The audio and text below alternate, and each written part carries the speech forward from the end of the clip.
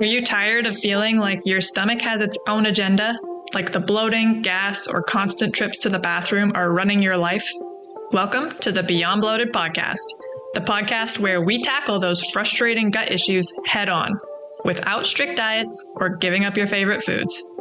I'm Carly, a certified gut health coach who's been there, struggling with bloating that made me look 6 months pregnant, gut pain that kept me from enjoying meals, and fatigue so draining it felt impossible to get through the day. Now, I help women like you find freedom from those symptoms and take back control of their lives. Each week, we'll debunk gut health myths, dive into simple, actionable tips, and hear stories from women who've been exactly where you are. It's time to feel confident, energized, and bloat-free. Let's get started. Hello, everyone. Welcome back to the Beyond Bloated podcast, or welcome for the very first time. Today, we are doing something brand new on the podcast, so I want to ask you to do something new as well. If you have not rated or even shared this podcast yet, I would greatly appreciate if you could do that today. All you got to do is head to Spotify or Apple Podcasts, wherever you are currently listening, and give this podcast a star rating. If you are listening on Apple Podcasts, it would really make my day if you could write something, leave a written review. I absolutely love reading those. In fact, I'm going to read one for you right now. This is written by Alpha Bravo, and the title is No Restrictions, Real Results. I was a guest on the show, and the passion and energy Carly brings empowers us all to take control of our health and bloating without missing out on what we love in life. Thank you so much, Alpha Bravo. I really appreciate the kind words. And if you have anything you would like to say, I would love to read it, and maybe I will read yours out on the podcast next. All right, back to the real reason why you are here. We are doing a special Q&A episode today. We have never done this before, and if it goes well, maybe we'll do it again. I had asked everyone, listeners, my email list, my Instagram followers, to submit questions to me. They sent them in all sorts of ways. I even had some people use the send me a text function that's in your show notes. So that is completely anonymous. I do not see your phone number or your name. I don't know anything about you. I just got your question. So thank you so much to everyone who submitted a question. Literally could not do this episode without you, so I appreciate you. And I want to assure everyone that you will be remaining anonymous, regardless if you used the anonymous send me a text function, or you emailed me, or you sent me a DM. I will not reveal your name or anything about you. I'm just going to answer your question. You guys came through with the questions. They are all great, and they are honestly the types of questions that I hear all the time from my clients, from women I speak to in the community, in the DMs, through my email. So you are not alone in wondering these things. So everyone is thanking you because they didn't have to ask, and today they're getting an answer. I'm going to try to do as many of these as I can today. I try to keep it short and sweet, these episodes. So if I do not answer your question today, do not fret. I'm sure I'll do another one of these. And please continue to send me your questions. You don't need a prompt. Send me an email, shoot me that anonymous text, reach out to me through Instagram. I will continue to collect these questions. And when I have enough of them, I'll do another episode. All right, let's get into it. Question number 1. Why aren't men hit with this as much or as hard as women? Or maybe they are and don't register it. How can we get them to understand how real it is and how it affects our mood? And by this, they are talking about bloating, stomach pain, digestive issues, all the IBS-like symptoms that us women are unfortunately dealing with very, very commonly these days. This is a great question because so many women feel like they are alone in this experience. And sometimes it feels like the men in our lives just don't get it. There are a few reasons why women tend to experience bloating more intensely or notice it more. So let's talk about those. First and foremost is our hormonal differences. Estrogen and progesterone fluctuate throughout our menstrual cycles, and these hormones directly impact our digestion. For example, fluid retention is one reason why someone may be bloated all the time. Progesterone, which is one of our female sex hormones, can make your body hold on to water, which can then make your belly feel puffier. So in the second half of your cycle, oftentimes women feel more bloated. This could be one of the reasons why. Progesterone is higher at that time. Another thing that happens is slower motility, because both estrogen and progesterone can slow down the movement of food and gas through our intestines, which can make bloating and discomfort worse at certain points in the cycle. Again, usually the second half of our cycle, the luteal phase, is when women experience more bloating, slower motility, which means you're more constipated, and that can cause bloating, gas, and men don't have these issues. Men do not menstruate. They don't have menstrual cycles. Their hormones are on a 24-hour cycle, and these things don't happen to them. Women do have higher rates of IBS, which is irritable bowel syndrome, which is not a real thing. I have an episode about IBS if you want to go check that out, which I will link in the show notes for you so you can learn more about why I don't think it's a real diagnosis. But it is most commonly diagnosed in women, and symptoms like bloating, gas, irregular bowel movements are all a part of the IBS symptoms. That doesn't mean that men don't experience IBS. The prevalence is higher in women, which contributes to why women report more bloating. And that can also be led back to the hormonal differences that I just talked about. I also do believe that men experience digestive issues and bloating, but they don't track or talk about it as much as us females. I know men in my life who struggle with gut issues, food sensitivities, gas, all these things, but it's not as common because of what we just talked about. And even when it is happening for men, I feel like they are less likely to speak about it because of cultural norms. It's not as socially acceptable for a man to be like, oh my God, I'm so bloated today. My clothes don't fit. Like, I don't like the way I look in my jeans today. That's not to say they don't feel that way. And, they can feel that way, absolutely. But the way society is, I believe they don't feel like they can voice that. And maybe things are changing and it's getting better and they can talk about these things. But I know when I go to community events, it's very rare that a man will speak to me about bloating. Whereas I've got women lined up being like, oh my God, I'm bloated all the time. What do I do? Men and women also tend to experience and respond to stress differently, which can directly impact digestion. I have talked about this so much. You must know this by now. Women may have a stronger gut-brain connection, which means stress often triggers bloating, constipation, or diarrhea. And men may respond with more externalized stress, like work focus, exercise, or distraction, which can sometimes mask their digestive symptoms. So the way that stress is processed and expressed can make symptoms more noticeable in us women than in men, even if both are impacted. Now, how do we get the men in our life to understand? That is a tricky question. Try using analogies or concrete examples to help you out.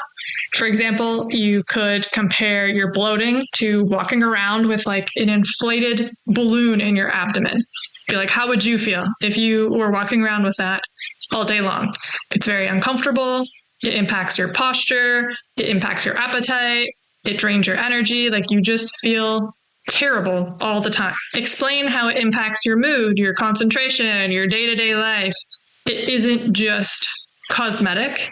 It's physical and it's emotional. The only thing you can do is try to frame it as a real physical experience that affects not just your physical appearance and, you want to look good, of course, but also it impacts your quality of life. It may take some repetition, but hopefully you have men in your life that are understanding and you can kind of just explain to them, this is not just a physical thing where I look round and my clothes don't fit. It impacts energy and sleep and mood, and I feel uncomfortable and my appetite changes and I'm scared to eat, and whatever it is that you're experiencing, just try to convey that to them. And I hope it goes well. Next question. What success have you had with fermented foods, and which have you tried? I haven't had success with bloating with kefir or yogurt. have sometimes used lacto-fermented sauerkrauts, but don't eat enough. This is a very common question, and I love talking about fermented foods because they can be powerful for some people, but they are definitely not a one-size-fits-all solution.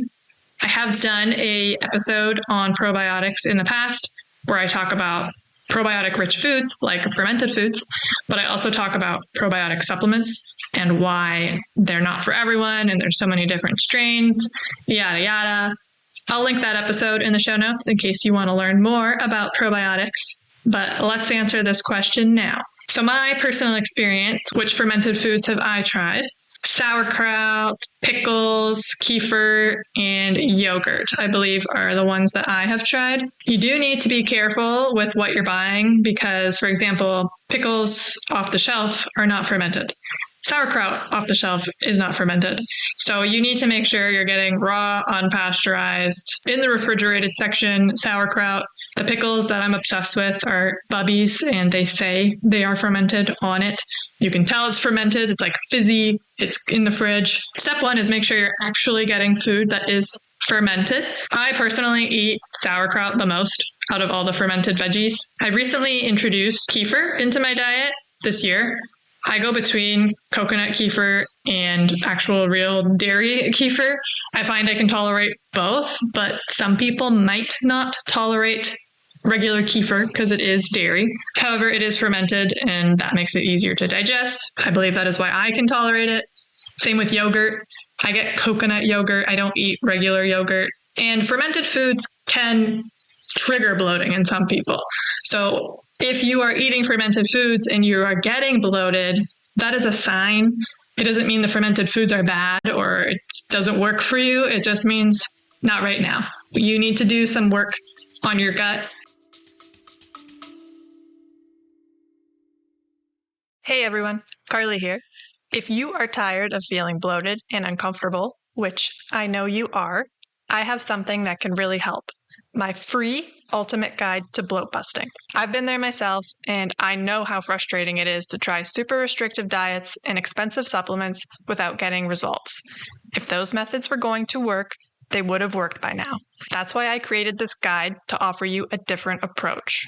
In the ultimate guide to bloat busting, you'll learn techniques to listen to your body and eat with intention, avoiding overeating and choosing foods that truly benefit you, tips for proper hydration to support digestion and reduce bloating, a guide to delicious foods that promote a healthy gut and how to easily incorporate them into your meals, and effective methods to manage stress, which plays a huge role in gut health. These simple, practical strategies can make a big difference in your daily life, helping you feel lighter, more energized, and comfortable in your own skin. Ready to ditch the bloat without strict diets or costly supplements? Download your free copy today at beyondbloated.com/ultimate-guide and start your journey to a bloat-free life. Now, let's get back to it. Get that gut microbiome more balanced.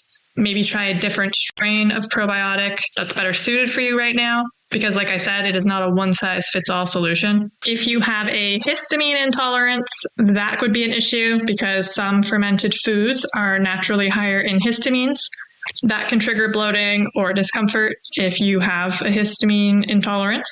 Again, this can be improved and reversed, but if that is your right now condition, probiotic-rich foods like sauerkraut, kefir might not be it for you. If you have a overgrowth of bacteria in your gut, fermented foods are kind of adding to that overgrowth. So that can trigger bloating and gas and whatnot. And fermented vegetables also have a lot of fiber. So if you are not used to eating very much fiber, and then all of a sudden you're on a sauerkraut kick and you're adding cups of it to your food each day, that's going to be too much, and that can increase gas production if your gut is sensitive. Success with fermented foods really depends on the dose, the timing, and the current state of your gut microbiome. For example, small amounts eaten with meals are usually easier to tolerate than large servings on an empty stomach. I would do like a tablespoon with my eggs.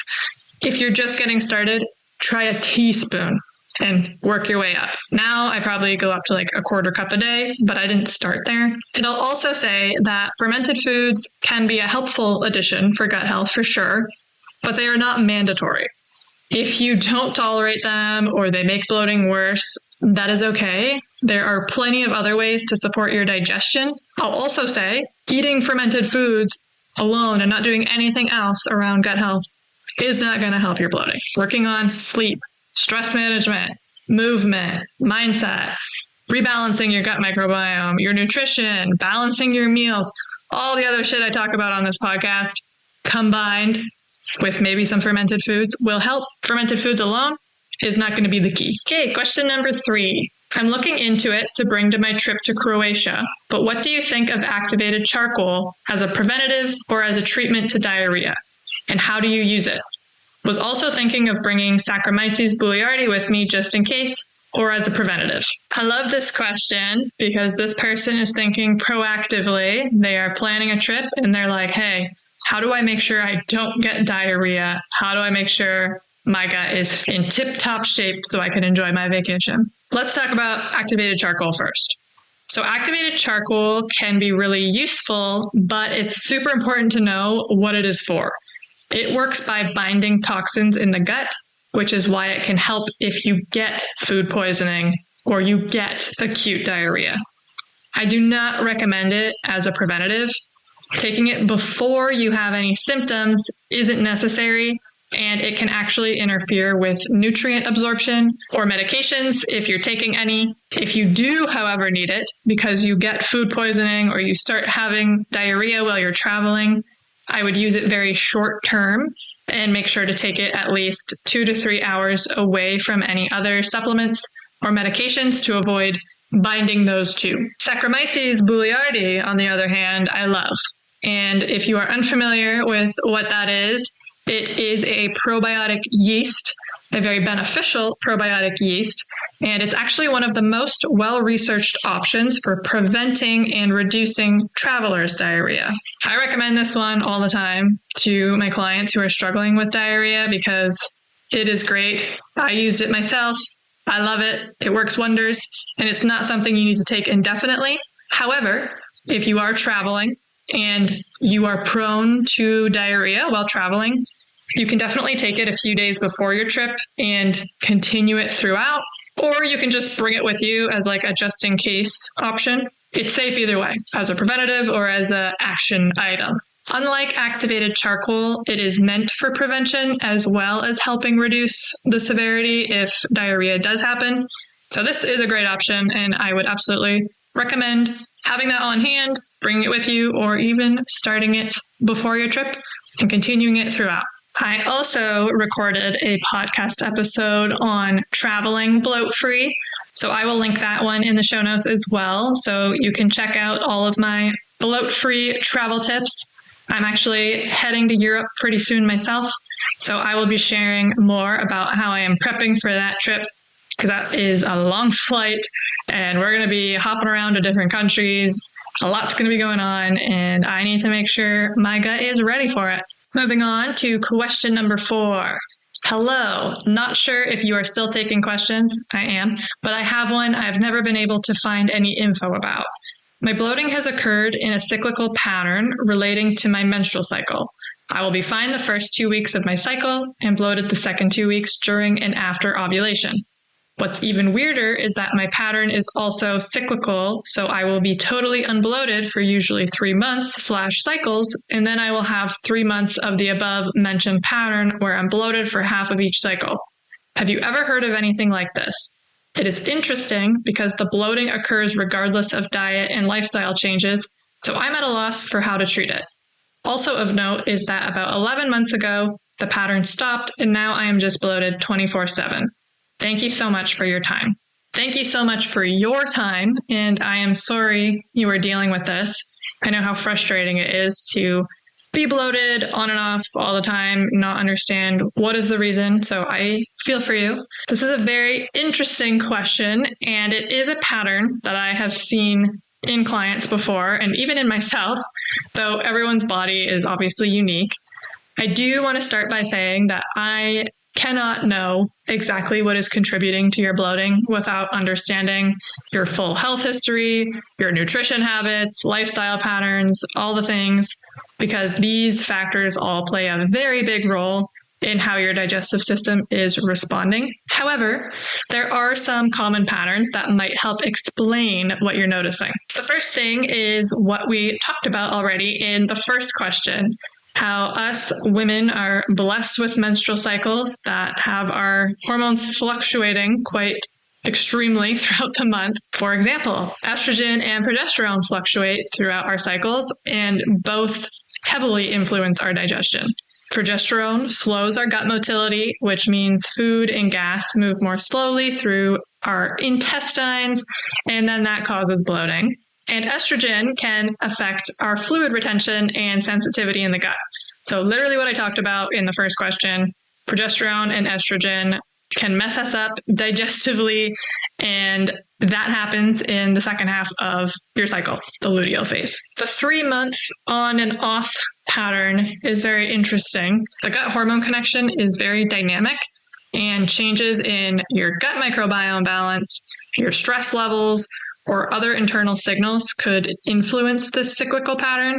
So I don't know if it's just a coincidence that for 3 months you were dealing with something, and then 3 months later it was resolved, your stress was better. There's, again, so many things that could be contributing. So I can't say for certain why the 3-month on, 3-month off pattern is happening. What I can say is now that your bloating is very persistent, it may suggest that there is a deeper underlying imbalance happening. Could be gut inflammation, changes in your gut microbiome, hormone dysregulation, or likely a combination of all of the above.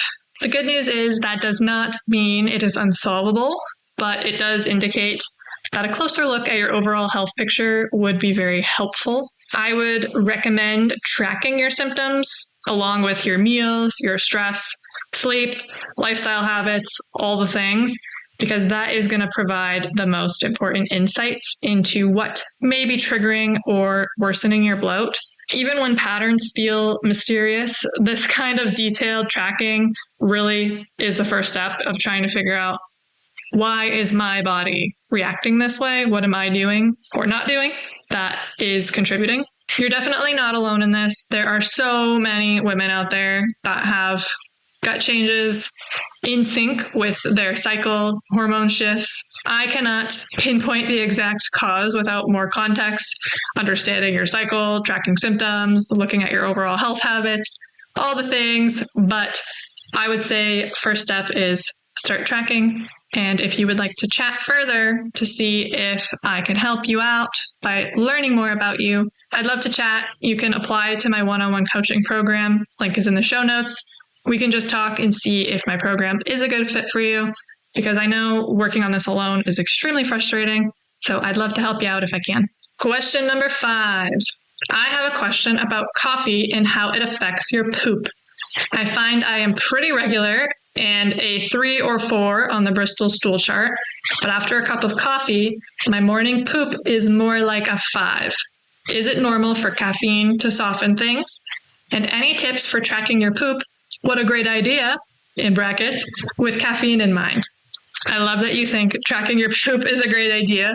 By the way, this was in response to my episode that I released on your bowel movements, what tracking your poop can say about your gut health, because think about it. Your poop comes directly from your colon. That is where your gut microbiome is. That poop is telling you so much about your health. I will link that episode in the show notes as well, if you would like to learn more about what your poop is saying about your gut health. I will say this is probably one of the questions that a lot of us are wondering. Why do I have to poop after I drink coffee in the morning? Why is my poop different in the morning than any other time? So let's talk about it. How does your coffee impact your digestion? Well, coffee stimulates colon contractions. This means it is literally helping move stool through your intestines more quickly. On top of that, caffeine can draw water into the bowel, which softens stool and can make your morning poop a little bit looser than usual. which explains why you would go from a Bristol score of 3 to 4 to a 5 after you've had a morning coffee. This is normal and will happen for most people because that is what caffeine does to the colon. It does not necessarily indicate a problem as long as, a 5 on the Bristol stool chart isn't that alarming. If you were hitting a 7, which is like pure liquid, that's a concern. We don't want that. But it sounds like your body is just responding to a natural stimulant. And as long as it's not causing you diarrhea, the 7 on the Bristol stool chart, or urgency or pain, discomfort, bloating, then it is just a normal variation in how your gut responds to caffeine. Now, if we want to track our bowel movements to understand a little bit better what's going on in our gut, I would note the timing every day. Does it happen right after coffee? Later in the day? Did you skip a day? Do you often skip days? So the timing is important. I would track the consistency. So use the Bristol stool chart. If you don't know what I'm talking about, Google it. It's literally a chart that shows different poop consistencies. 7 is pure liquid. 1 is little teeny pellets. 3 and 4 are like ideal. That's like a solid, nice poop. That's where you want to be. Again, I talk about all of this in my poop episode that I'll link, so you can go listen and learn more about poop. I know you're dying to do that. And then I'd record other variables like the meals that you had, how much water you drank that day, what your stress levels were like, what type of exercise you did, because all of this is going to impact your gut health and therefore your bowel movements. Over time, this is going to help you see some patterns, like whether coffee is the main driver of a softer stool or if there are other factors that are contributing. But overall, a slightly softer stool after coffee is completely normal for most people. Tracking it can give you insights into your gut's rhythms if you would like to, but it does not mean your digestion is messed up or off track. It is just your body responding to caffeine in a pretty normal way. All right, well, we did pretty good. I got through 5. Like I said, if you have a question for me, send it my way. Text me if you want it to be anonymous using the send me a text link in the show notes. DM me on Instagram at beyond.bloated or send me an email, carlyclose@beyondbloated.com. I received these questions for today through all of the above methods, so I promise I will see it. And I did not out anybody, so you will remain anonymous as I answer your questions. Let me know if you enjoyed this episode. I need to know that what I am doing is beneficial for you. So reach out to me through any of those methods that I just mentioned, and let me know if you would like me to do another Q&A episode. I enjoyed it. I obviously love hearing from you all and answering your burning questions. This podcast is for you. I want it to be valuable, so I want to know what questions you have so I can answer them and help you eliminate your bloat. I hope you learned something new today, and thank you again to everyone who submitted your questions. You made this episode possible. I appreciate you, and I can't wait to hear what questions you guys are going to be asking next. Talk to you next week. Did you learn something new and useful today? If the answer is a big, resounding hell yeah, do me a favor. Subscribe to this podcast. Even better, toss a rating in there too. It helps more bloated babes discover this show and lets me keep bringing you this free, gut-loving content every single week. And hey, don't be greedy. Share this episode with your bestie who's always unbuttoning her pants after dinner. She will love you even more for it. Thanks for hanging out with me and showing your gut some love. Keep on putting what you learn into practice and you will be bloat-free in no time. Catch you in the next one. Bye.